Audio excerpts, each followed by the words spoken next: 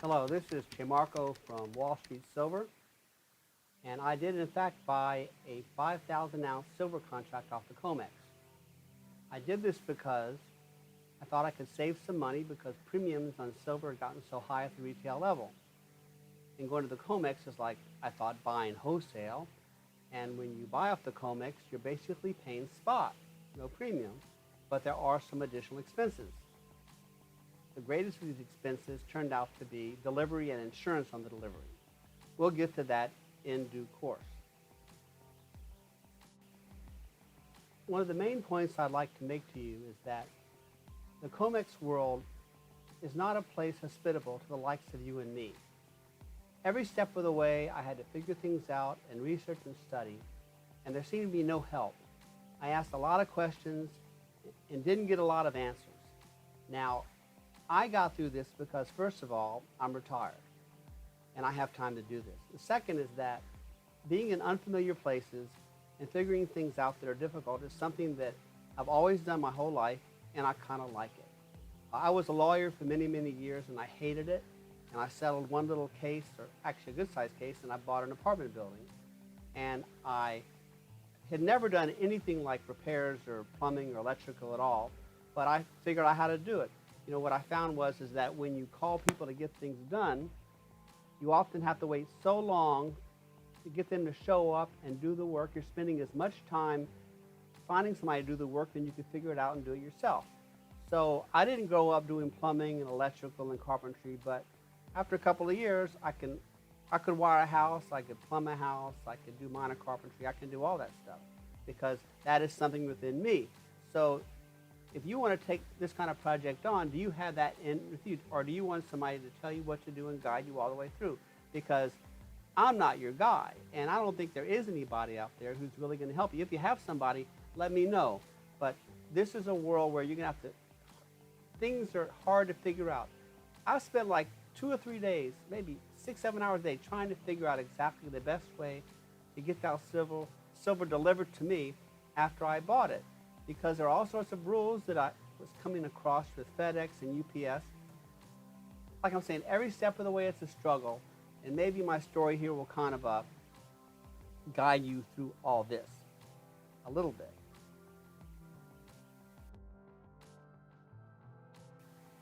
Okay, when I say that I could do plumbing and electrical and some carpentry, I want to emphasize that I was not as good as a master plumber or a master electrician.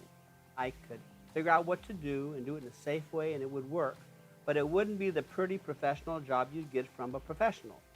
And the same kind of approach applies here. I can't tell you every single rule about how to buy off the Comex and all the Comex rules, but I figured out what I could do to make it work, and with a lot of struggle, I finally figured it out. If you want the exact rules, I suggest you go to this website, cmegroup.com. That is, the Comex is part of the CME group. It's a pretty good website. It has lots of educational stuff in there. If you go to the search and you put silver, you're going to find the rules of delivery and the rules of margin and stuff like that. You can find all that stuff there. In fact, when you see all these people like Ditch and Happy Hawaiian who are giving you all this information on like open interest, that's one place they can get that information because it's published in the cmegroup.com. So there's also some educational stuff, some little short courses and some little quizzes. So if you want to learn more about the technical rules, exactly how it's done, go there because I don't know all those rules. I'm going to tell you what I did and how I took precautions to make sure that I would not fail in this endeavor. Okay. The first thing you have to do to trade on the Comex is to get the right kind of broker. And my first mistake was thinking that any firm where you could trade futures that you could take delivery.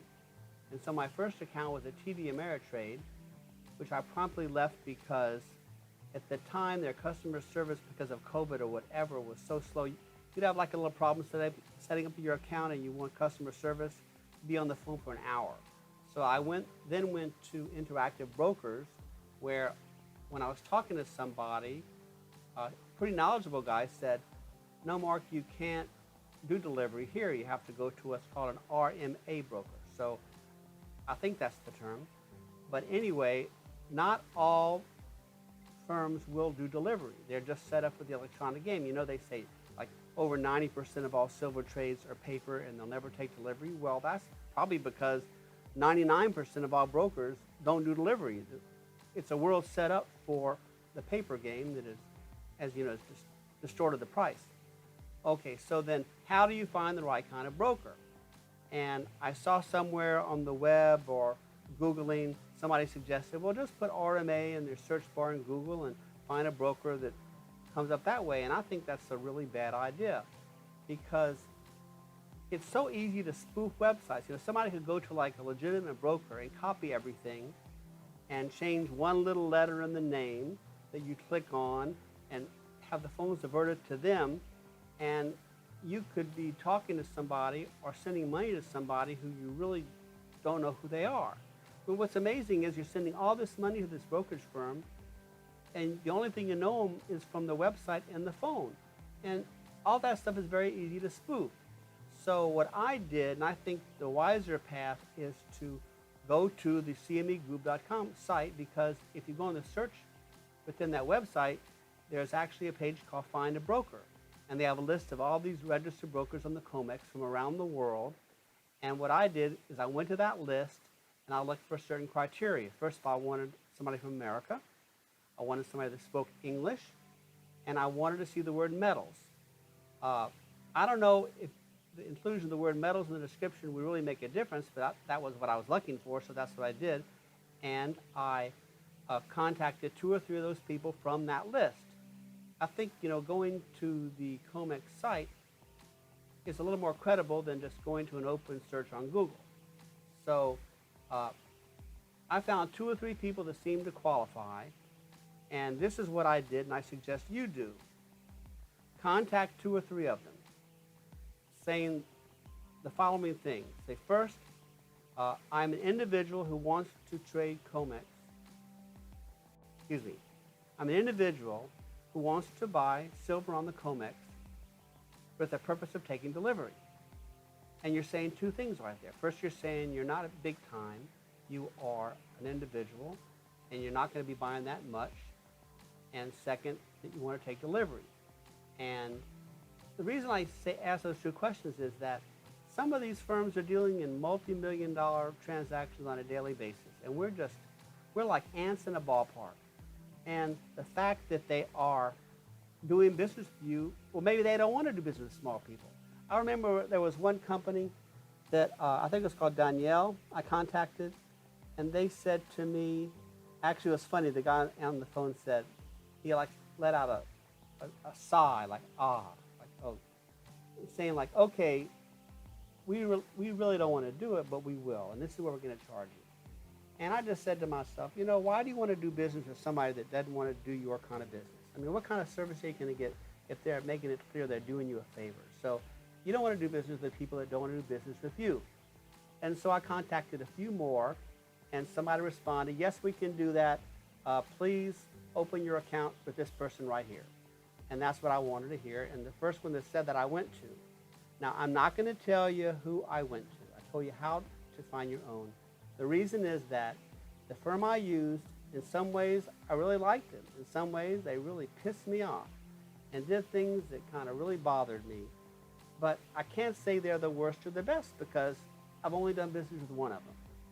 That's another point is everything I'm telling you applies to my individual experience. Let's say there are 10 people you can go to. Well, how do I know that everybody's going to be the same? So I'm telling you an individual experience, and you're going to have to adapt yourself to the situation depending on where you go, okay? So that's how you find your broker, and you're going to have to fill out your application with those guys. I'll tell you one more thing about this, which is different from like TD Ameritrade and the other, more discount brokers, is that, for one thing, they're not discount brokers, they're full service brokers, and your fees are going to be a lot more.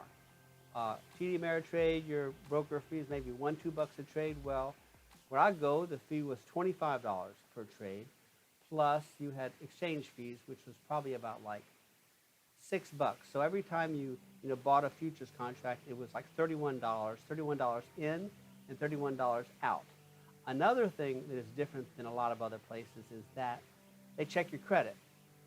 They actually, went to, one of the Equifax or something like that to check me out, because realize when you're doing this, you are getting credit to in a certain way with your margins. You're putting up like $18,000 to buy a $135,000 contract.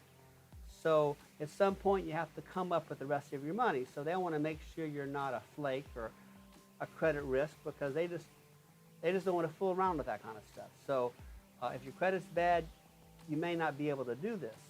So they will check your credit. They charge more. And once you found a broker that'll do deliveries for you, then we go into our first trade, which is our next section. Well, time's up today, because I think 12 minutes of me in a single session is quite enough. Next time we're going to be talking about, first, what exactly is a futures contract? Second, making your first trade. And third, how you put your money up. And that's mostly your margin rules and how much money you have to put up and when you have to put up all the money. And I'll see you then. It should be out in a few days. To make sure you get it, follow me, and you'll make sure you don't miss it. Thanks.